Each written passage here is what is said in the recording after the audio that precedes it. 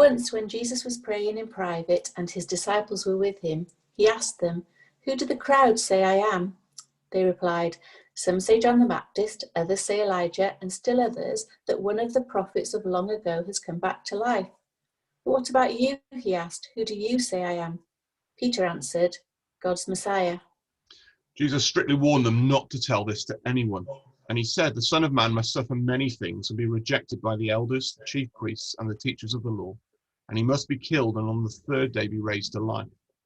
Then he said to them all, "Whoever wants to be my disciple must deny themselves and take up their cross daily and follow me. For whoever wants to save their life will lose it, but whoever loses their life for me will save it. What good is it for someone to gain the whole world and yet lose or forfeit their very self?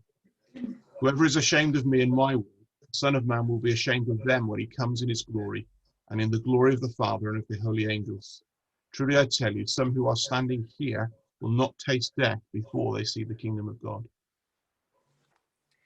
About 8 days after Jesus said this, he took Peter, John, and James with him and went up onto a mountain to pray.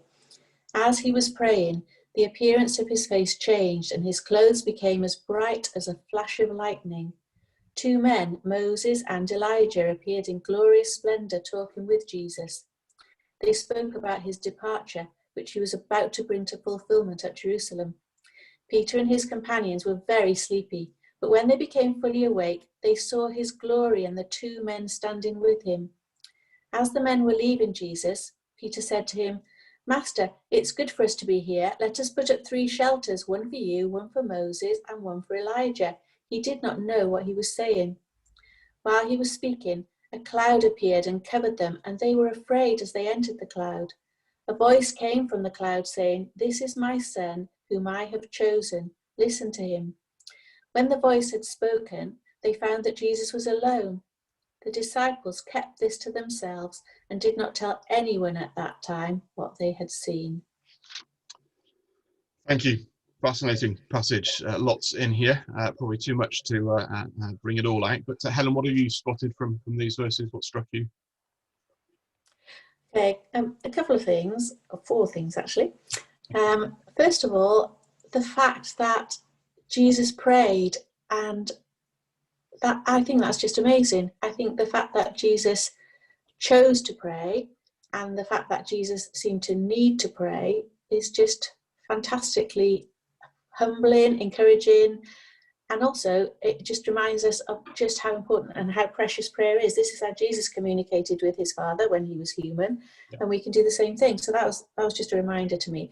And then secondly, just how close the relationship between Jesus and his disciples was, because this wasn't like a church prayer meeting where everyone's there and everyone's praying. This was those occasions when you're just with 1 or 2 friends and you invite them to pray with you, or you pray, and it is special and it's close.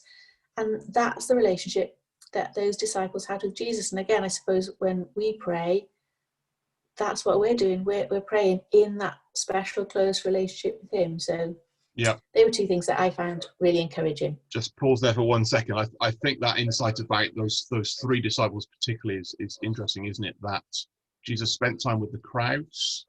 He had the 12, but these 3 in particular, they're the ones who are hearing him pray at this point. They're on the mountain with him. They'll be in the Garden of Gethsemane with him. I think that shows us something about just the mechanics of numbers, doesn't it? You can't be intimate and intense with everybody. I think sometimes we have unrealistic expectations of the church gathering, that we can all be intimately connected to each other. Inevitably, there are going to be smaller groups and larger, and it's really important. I find it fascinating that, particularly in the Garden of Gethsemane, Jesus seems to almost need the 3 with him. He needs that companionship. He shows us in his humanity how important friends are, and close circles of friends who know us, who have seen us travel through life together. And so it's a real privilege for them to be there, but it's that teaching us that we need too those groups of friends around us who are close, but also part of the crowds then and the larger groups. So in church, I think it's really important with our Sunday gatherings when we're all together. We have our life groups, which are nearer to the sort of 12. But I think triplets, smaller groups that you pray with and spend more time with seeking Jesus is really important as well. So anyway, sorry, just signing off on that one. Okay, what else, Helen? That's halfway through. Okay, so, and then the two things about Peter, really. Peter is the one who comes up with the big answer. Peter answered, God's Messiah. I guess, well, we could interpret that as every child who's grown up in a Christian home knows that every question in a Bible quiz is God, Jesus, or the Bible.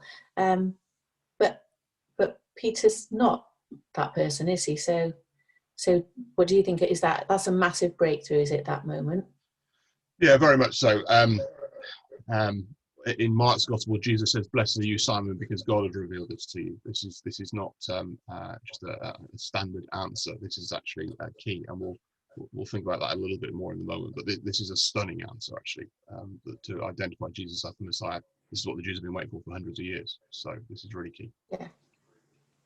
But then again, God in his goodness gives those three disciples an amazing experience, doesn't he, with the Transfiguration? And there are times in your Christian walk, even if it's just that moment of your conversion, when you see Jesus in a way that you don't see him every day, and it's not your normal experience, but God does give us those special glimpses of who he really is and what his glory is. And that might be, sometimes you're in a meeting where you're really blessed, sometimes you're just alone in your own head, sometimes you're just reading the Bible, but they're those special moments where you see him in a way that you kind of don't even understand. And I love Peter's response there, because he's kind of so overwhelmed. He wants to do something, he wants to say the right thing, and he says, "Oh, shall I make you all a little house?" But he doesn't know what he's saying, because he's just so overwhelmed with the glory of Jesus, which I think is something that is amazing.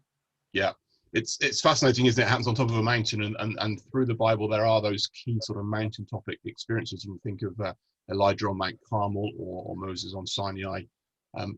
They're never the standard life. They are standout occasional moments, and often we're told the disciples then have to come down afterwards. And there is that sense of life, isn't it? We have those mountaintop experiences where God is very close. We see new things in a powerful way.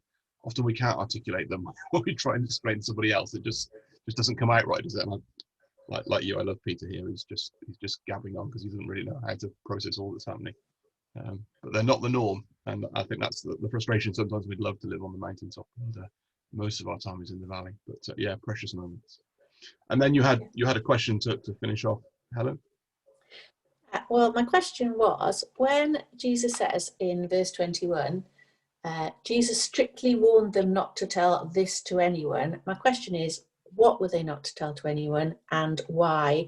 And then that kind of links to verse 36, when the disciples kept this, what they'd seen on the Mount of Transfiguration, to themselves and did not tell anyone. So what were they not to say, and why? Yeah, this is a question that commonly comes up. Just reading the Bible with a friend recently, through the Gospels again, it was asked, why is Jesus saying don't tell anybody? Because our instinct as Christians is you're supposed to tell everybody. We always feel guilty that we're not doing it. So what's going on here? So we just go back to Luke chapter 8 and verse 39 at the end of the story of Legion. Legion begs to go with Jesus, and Jesus says to him, "Return home and tell how much God has done for you." So the man went away and told all over the town how much Jesus had done for him. That's kind of what we'd expect the answer to be, wouldn't we? Go and spread the news. But at the end of that chapter, Luke 8, 56, after Jairus' daughter has been raised from the dead, we read her parents were astonished, but Jesus ordered them not to tell anyone what had happened. And then we have these repeated references here. And I think the difference between Legion is Jesus is over the other side of the lake at that point. He's on Gentile territory. The Gentiles are not expecting the Messiah. They've not got any of the kind of biblical background. And they need to hear about Jesus. So go and tell them, because that's not going to cause any issues. But on this side of the lake in Israel, the Jews are waiting for the Messiah. This is the big thing they've been waiting for hundreds of years. And to identify someone as a Messiah would have attracted crowds. Actually, in John chapter 6, the end of the feeding of the 5,000, we read, after people saw the sign Jesus performed, they began to say, surely this is the prophet who is to come into the world. Jesus, knowing that they intended to come and make him king by force, withdrew again to the mountain by himself. So the news that Jesus is Messiah is crucial, but if it gets out now, it's the wrong time. People are going to try and make him king by force, whereas Jesus is saying here, actually, I've got to suffer. I've got to go to the cross. I've got to die. There's an aspect of the Messiah's work that hasn't been understood. Even John the Baptist emphasized the judgment element. Jesus has been teaching the mercy and now the suffering. And so it is a standout moment when Peter says, "You're the Messiah." Wow, this is amazing. But actually, now's not the time to let that be revealed.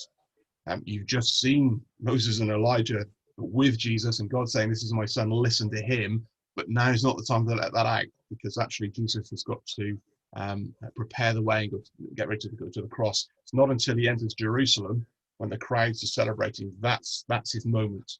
I think it's in John's Gospel where Jesus repeatedly says, "My time has not yet come." The time for that identity to be known by everyone else has got to be later. But also for the disciples, they've got to understand it fully. And it's in Mark's Gospel, isn't it, when Peter says, "You're the Messiah."